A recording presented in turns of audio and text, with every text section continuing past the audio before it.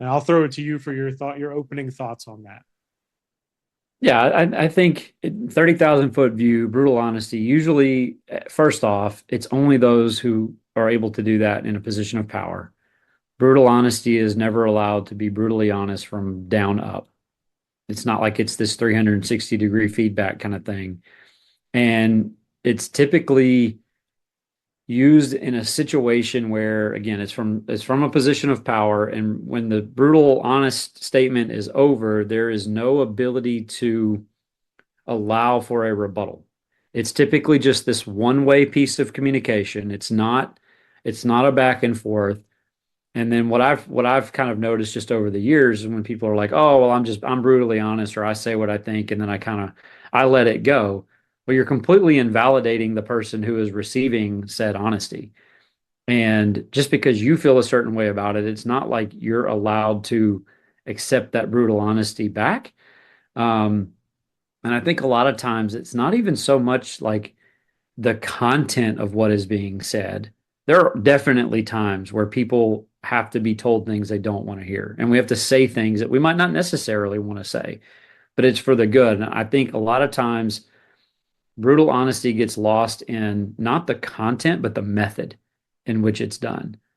And I can deliver a brutal truth in a not so brutal way and still deliver the message in a way that might be a little bit more empathetic and impactful, and again, opening up the ability to kind of ask a question coming back my way to help smooth out some of that. Like a lot of times, it to me, brutal honesty is like, oh, I'm telling them the tough things.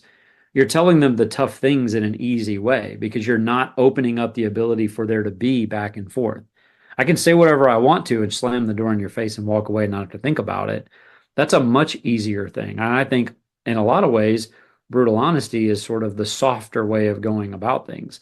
The tough way to go about things is to open up the line of communication, to think about how to deliver that message, to know who it is that you're talking about and deliver it in a way that is going to be more impactful in a positive way, and then allow that question to come back to you and be in a position of um, not just understanding, but a place of security in your own self, that you feel good in the message that you're delivering. And I'm okay if you need to ask me a question back because I'm going to be able to answer that question. And I think a lot of times when you hear that term brutal honesty, it's just I'm going to give you some bad news in a bad way in the easiest, most convenient way for me possible.